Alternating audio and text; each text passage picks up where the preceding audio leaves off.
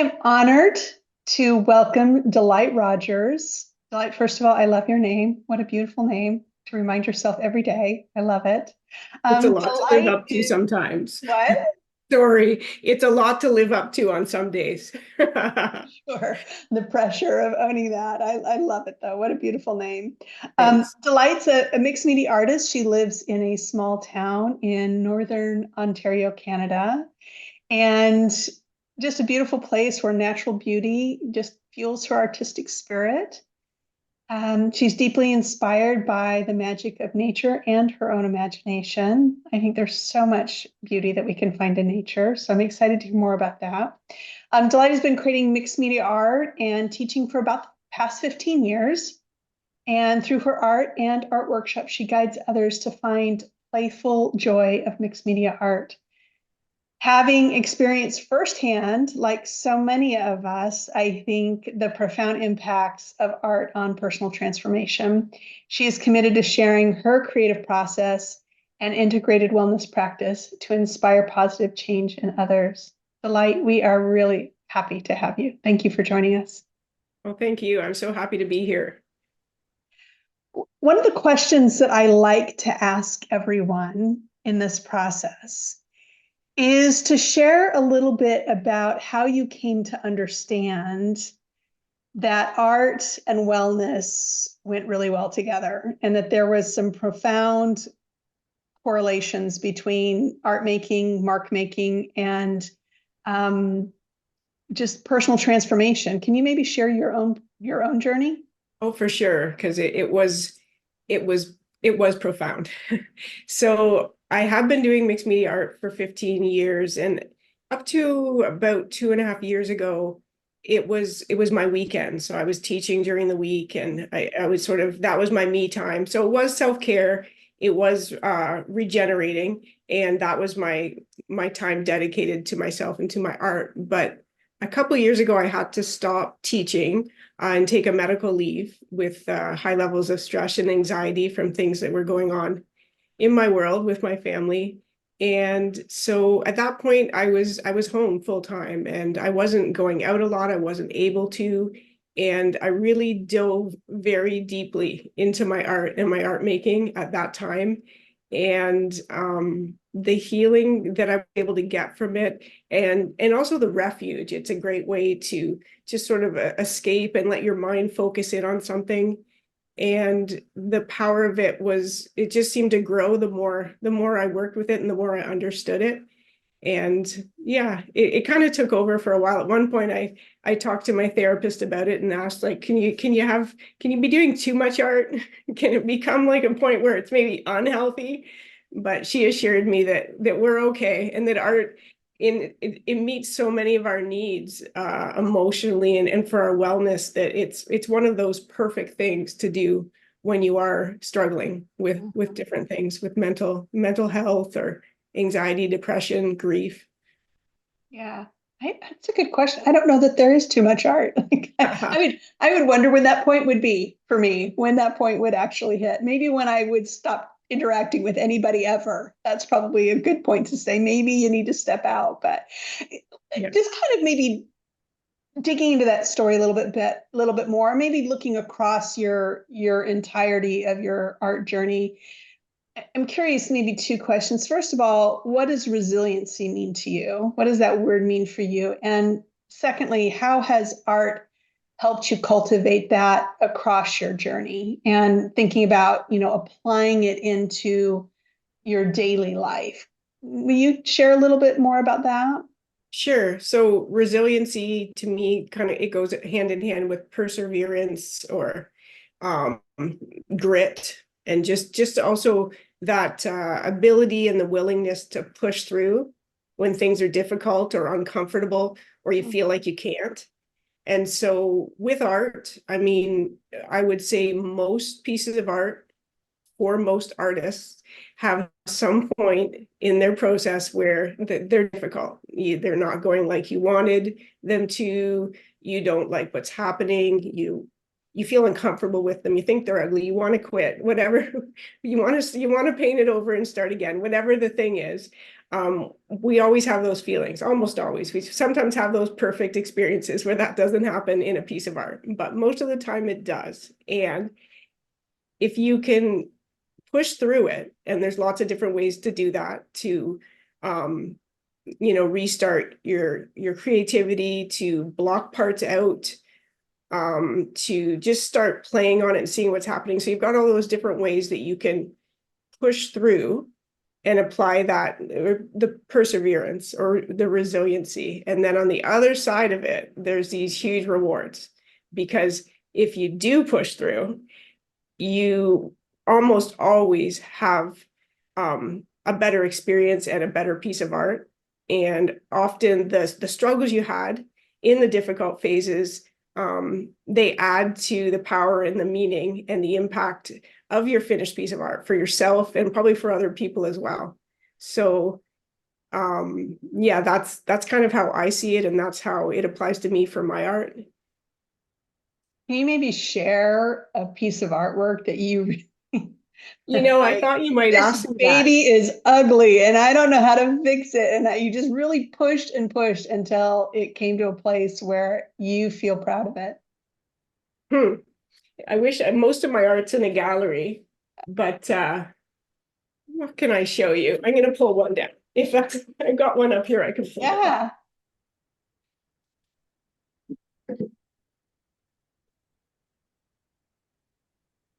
Um, okay. So this is one. This is small. So, and I don't know if it has any glare. Oh, I So can see that's, it. Yeah. yeah, 12 by 12. And this one changed a lot. There was just a flower at one point. There was just a face at one point. It changed colors. And at some point, so, and all of that's there. So all the different things that have happened through the process, the top and bottom were left from one version of it, and they're showing through now in the new one. And so, I mean, I guess that's what I mean, where you just, all of the layers and all the struggles and the different things that you work through on the piece, definitely they all add to it, especially maybe not with all kinds of art, but especially for me with mixed media and the type of mixed media I do that has all the multiple layers. It's definitely, yeah, it's part of it. It's almost better if it can go through those difficult times. Yeah. Yeah. I think there's, at least for me, when I've pushed through, whether it's art or anything, I kind of the other side, feeling more confident, feeling really proud of what I was able to accomplish. There's a sense of confidence that comes when you really just push through the struggle. So, Yeah. yeah. Yeah, and prior, so as I mentioned, I was teaching up until 2 years ago, and for nearly 10 years before I stopped teaching, I was teaching in a mental health treatment center with youth that were between the ages of 12 and 17, and we used art a lot in many different subjects. We express things through art because that's what it teaching, especially youth that have had those kind of struggles, trauma, mental health struggles. Um, Often resiliency is something that they just don't have, or it's worn down, and there's definitely a tendency to give up or not even start. And to take something like art that isn't really super loaded, it's sort of a safe place to test it out and to create something and encourage them to push through the difficult parts, and then have them and see them experience firsthand that reward, and just this confidence boost and this uplift of, look what I did, you know, I thought it was awful, I wanted to quit, and look at this. So that's, and it was interesting when I started to do art full time to go through that more and more for myself personally, having kind of been the guide of other people going through it for so long. I, I think it's so interesting. I think you're the only person that I'm aware of that has worked really directly with children in art making and seen the impacts of art making for children and youth. And a couple things come to mind. Number one, I've talked with others about you're never too old, right? But I think the opposite is also true. You're never too young to use some of these uh, tools to really help build for wellness and help build resilience. I'm curious, maybe if you can give us a little bit more detail about why you think this is such a powerful tool to give to kids. I would dare say as early as possible, but I would love your thoughts on that.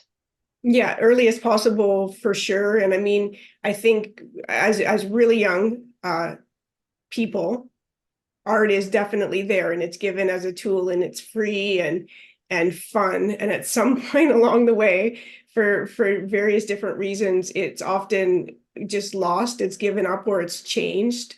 But the joy of it and the healing powers of it are they're lost, and they have to be refound or given back. And parents, teachers, anyone can show, have someone experience, have a youth experience what I'm talking about, that resiliency and the pushing through. And once you've felt that and experienced that, there's hopefully it's going to be something they adopt and do in their regular day, and also apply that learning to other things that they're struggling with in their life, because it's a tool. It's active mindfulness, or if you set an intention to it, it can be active meditation. It's something that's really open and accessible to everyone. And if it's personal and it's for yourself, there's no right, there's no wrong, there's no mistakes. It's just this beautiful kind of outlet. You can work through emotions. You can express emotions to share it with someone else if you don't feel like you've got the words for it. It's just this multifaceted, beautiful tool as far as I'm concerned. What advice might you give parents? I know you've worked with teachers but what advice might you give parents that they could use to potentially help cultivate this use of art as they try and help their children and their teenagers be more resilient? Mhm. Well, I mean, like anything you want your child to do, you're going to encourage them to do it, maybe give them the tools to do it, maybe do it with them, or maybe have them see you doing it, all of those things, so that they're exposed to it, and exposed to it in that way, as this personal thing, this personal outlet that they can use however they need it at that time. And also understanding that there's so many different, it can be journaling, it can be drawing, it can be painting, it can be sewing, it can be whatever you want it to be, but all of that type of creativity is there for you to use. And I think the most important part, especially as children age and they become more insecure, and maybe things have happened in an art class or something where they feel like, I'm not an artist, I can't do that, Mhm. is to help them reframe it and understand that it's for them. And if you made it and the intentions were good, or it helped you in some way, then it's beautiful. It's a success, right? It doesn't have to be a work of art that's going to go into a gallery. It's just, it's the process of it that's the important part, not necessarily the end product. Yeah.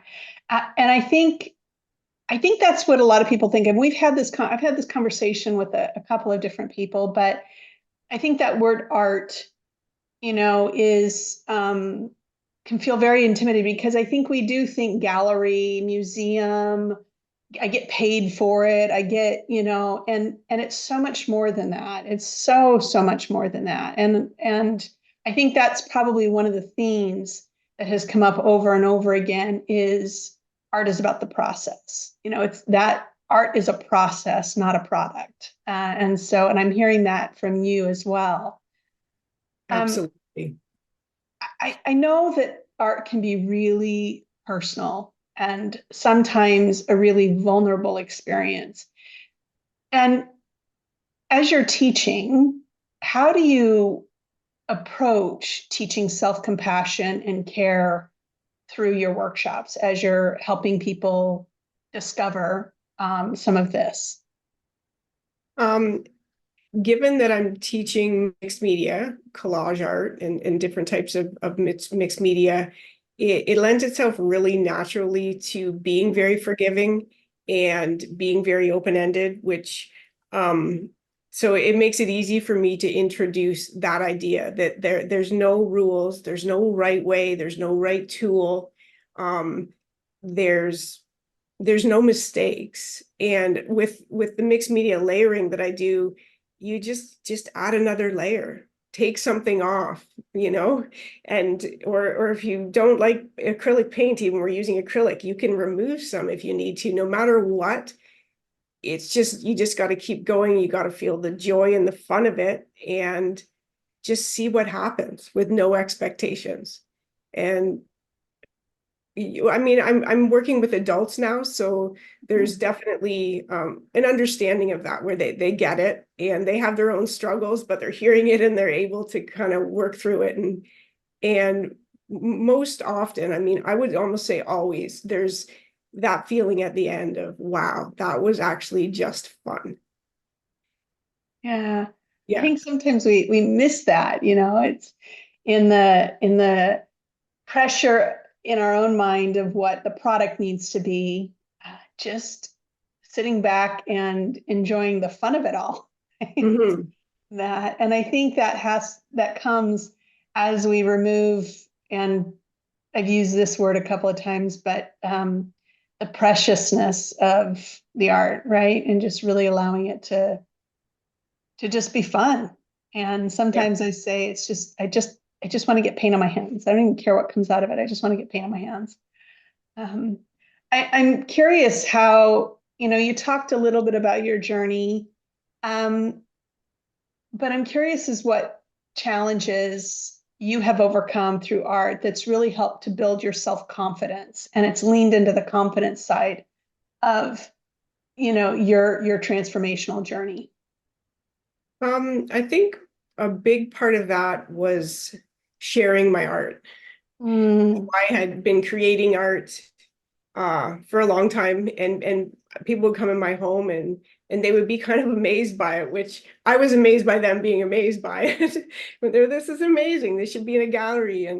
And yeah, I was never, well, I'm gonna have to go back for a minute for this to make sense. My first career, I was a photographer. I had a studio in Toronto, Canada, and I did publicity work in the entertainment industry for actors, model, performers. Um, and it was fantastic. I did that for 10 years, but photography had been that outlet for me, that beautiful escape, my mm, beautiful thing just for me. And in the course of having it be my business, I lost that. It wasn't that for me anymore. It had the pressure that I needed to make money from it, and it needed to be a certain way. It needed to be liked by these people.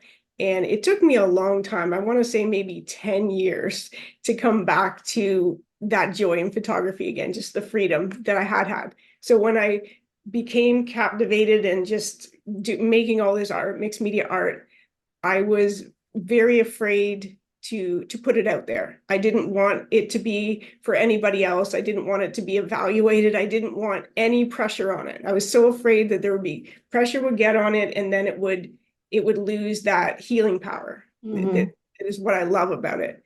And so, and people would come here and I would ask which painting they liked, and I would send them home with the painting, because one, I was creating and I needed more space. So it was, and I would know these people. So I know where the art was because I have this personal connection with all of them. Right. But it was also that I didn't want to monetize it. I was just so afraid that by doing that, some of the beauty of it would be lost.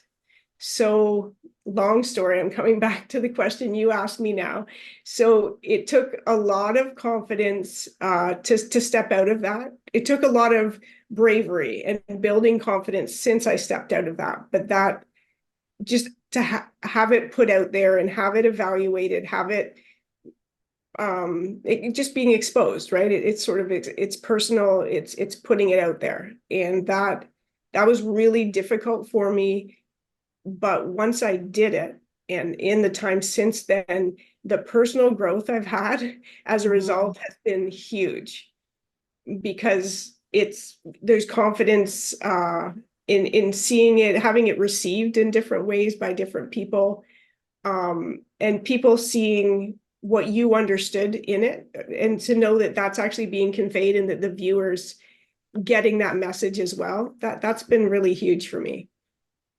And it's over the last 2 years, it's really evolved really quickly. And yeah, so that's I that was a long answer, and hopefully I somewhere in there I answered your question. Yeah, no, I think that that's a very I don't want to say common experience, but I think that, when we start to make art, or whether, again, no matter what form that takes, it takes, whether it's visual or music, or, um, there is a little bit of this intrepidation about putting it out there. Um, and I think that, especially if you've had an experience where, because I think sometimes when we find something we love, at least I'm this way, I'll just own this for me, but I'm an all in kind of girl, right? I find something I love and I'm all in. And I think sometimes when we decide, oh, okay, I want to monetize this. I want to do this as my career. Um, it loses some of the joy because of this need to have clients, and you know like you said, monetize it, and be able to make a living off of it. And so I think, I'm just curious, for those people that may be professional artists out here, what have you learned from that experience that you've taken into this experience that will hopefully make that different for you this time around? So you're asking me that? Yeah. Okay. So um I would say just to be very aware of that, that you're when you're taking that step from beyond making art in your home for yourself, to be aware, one, that you have to give yourself a lot of compassion and a lot of grace, and know that your art isn't going to be for everyone. Um, and that's okay. And not every piece of art that you make is going to be amazing, and that's okay. So you have to give yourself a lot of compassion, a lot of grace, and you have to also know that there are those people. If you get your art into the right places or in front of the right people, there are those people that your art's for. You just have to find them, or they have to find you in your art. But not to change. The other part of that I would say is not to change what you do based on feedback, or based on what's selling in a gallery, or what you think you need to do to fit in, wherever you happen to be. That you to keep true to the art that you want to create, so that it doesn't lose the healing power that it has. And I have that struggle. So I'm in an area where it's a tourist area. There's a lot of art galleries, but for the most part, the art is all a certain type. It's landscapes. We're in a beautiful part of the world where people come to see the beauty, and then they want to buy the art of the beauty, nature's beauty, and take it home. And I, for the most part, do mixed media invented portraits. And so there's a lot of pressure in different ways from different people for me to start creating art that will sell in the galleries. And I'm just not doing it. And maybe my younger self before the experience with my photography would have, but Mhm. I just know, because it does happen. Those people come along that are the right people. They connect with it, they love it, they buy it, and that's what it's supposed to do. And I think, find if you need to find a way to not put pressure on it, a way that it's that whether it's the financial pressure or some other type of pressure, find a way to not have that put on your art. I think this kind of ties into what we were talking about just a minute ago, is if you want to keep doing that, you have to find the people that it resonates with, right? Which there are people out there with every type of art style that are going to be your people, that they'll go, oh my gosh, I feel that. But if you're not putting yourself out there and being a little bit vulnerable and sharing your artwork across a wide range of people, it's going to be a lot more difficult to find. So being, open to sharing your art, wherever those opportunities come, so that you can find your people, because they're definitely art that I've seen that doesn't resonate with me at all. I find people that love it, and art that I love and I just think is fantastic, other people think is juvenile, because I like whimsy, I like playfulness. And so some people read that as, oh, that's really, it's not fine art, kind of thing. So I think that that's a really important lesson, that, we have to share uh, who we are, not just our art, but I think, again, this is a metaphor for life. We have to share who we are. We have to be willing to show up, and that will help us to create community, and community and connection helps create resilience. So Yeah, absolutely. And that's another experience I found between the art workshops and then the art collective I'm a part of, is just the community that naturally comes from creating art and being a little brave and sharing it with people. It's really special. And the option now with online avenues is you can find those people. It's a global community then, and you can find your people. They're out there. There's 8 billion people that you're going to find yours. So we're not limited to our geographical area, which is fantastic too. Yeah.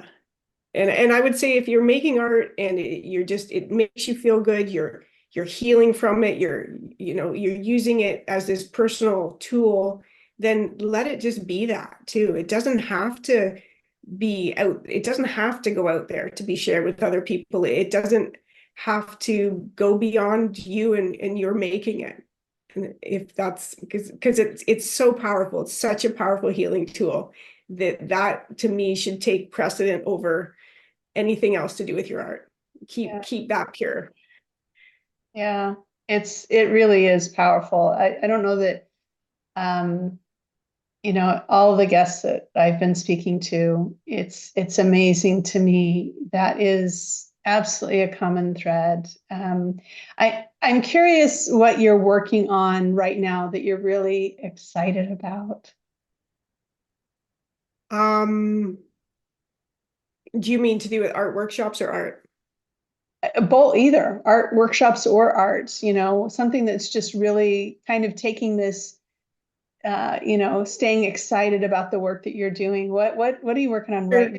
So I'm in the middle of teaching. It's a 6 week long workshop. It's called Personal Portraits, and it's live on Zoom, and we meet 2 to 3 times a week.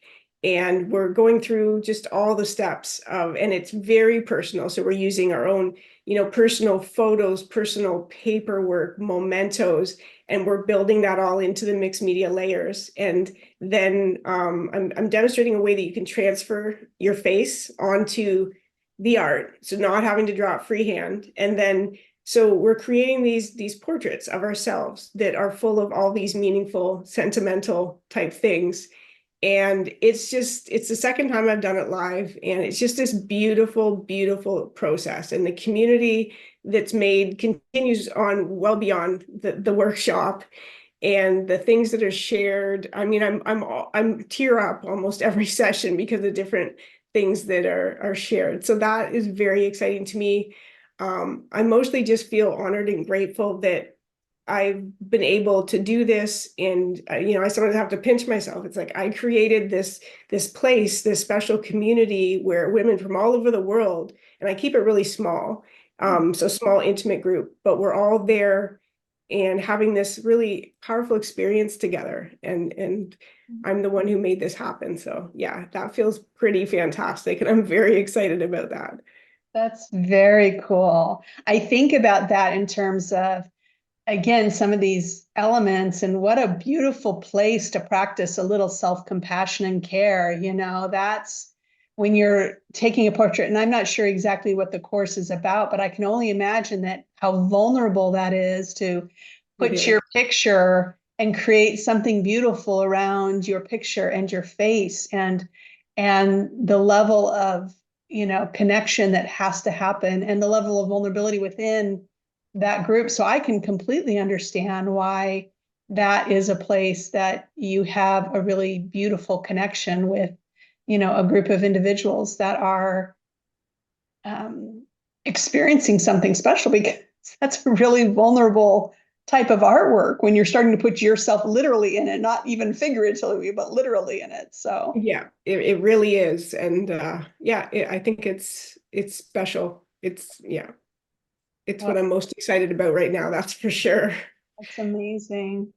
I'm curious. I know that you've created a little video snippet for us to get to know you a little bit better and some of the work that you do. Is that correct?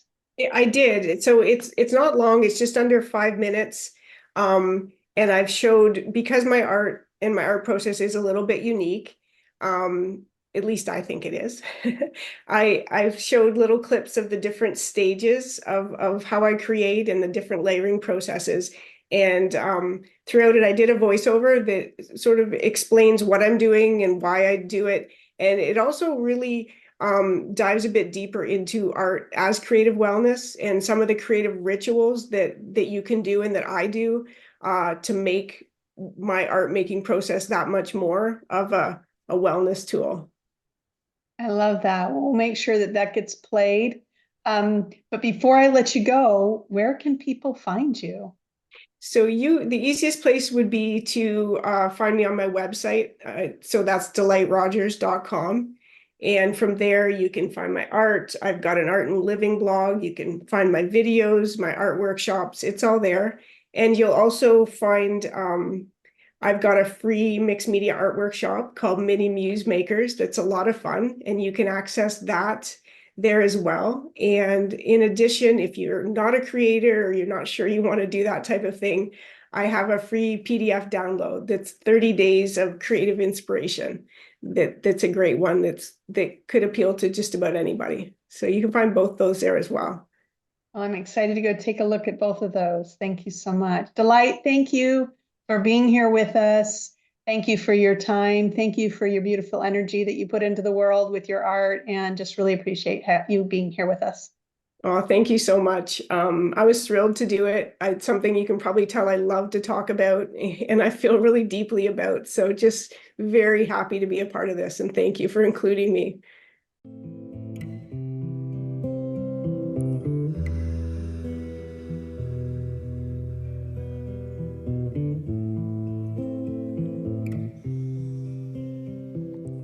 I create mixed media art, and I find it lends itself perfectly to those seeking creative wellness and for those looking to create as a tool for healing. It's very tactile, it's very free, it allows for introspection all the way through the process.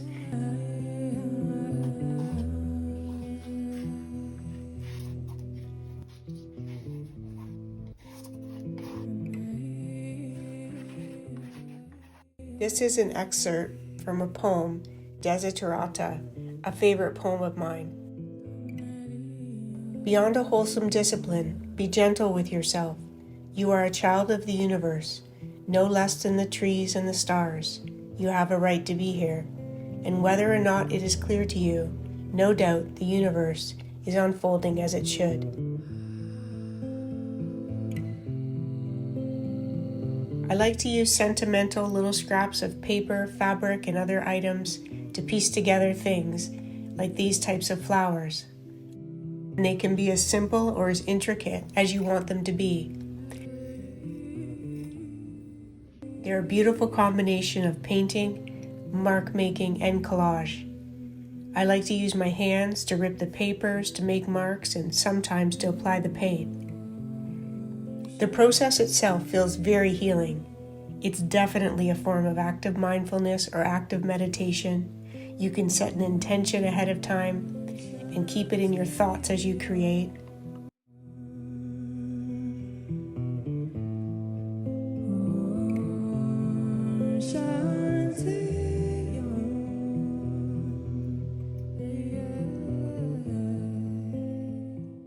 It's an opportunity to use personal materials, to add personal messages, and to really create something unique. The best part is, there truly are no rules, and as a result, there are no mistakes.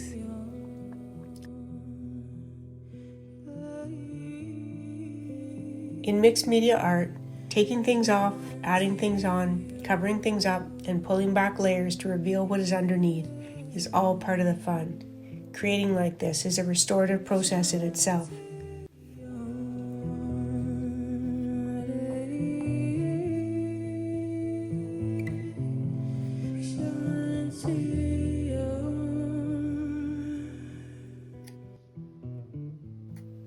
There's often a stage in creating where you aren't feeling really good about how it looks or things aren't going as you intended. This is where you have to dig a little deeper and find a way to push through. Make some marks, add a few new collage pieces, look at someone else's art, flip through a magazine. There's so many ways to get an idea or a vision that will help you get back in your flow. There's a huge reward for sticking with it. A more meaningful, richer, deeper, more personal piece of art is on the other side of this hurdle.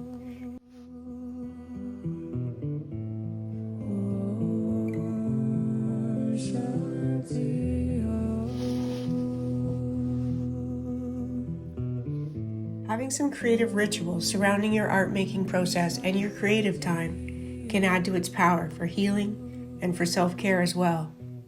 Light a candle, burn some incense, do a smudge, make a tea. Set yourself up in a spot that feels good, and most importantly, set aside time for you, for your creativity, for your self-care, for your healing. I'll often journal, write on my art in the early stages. I know this will mostly be covered up, and there's a freedom in knowing that, but it's also meaningful to know that that message or those thoughts or feelings that you added in, covered up or not, they are there, and they add to the energy and the meaning of the artwork.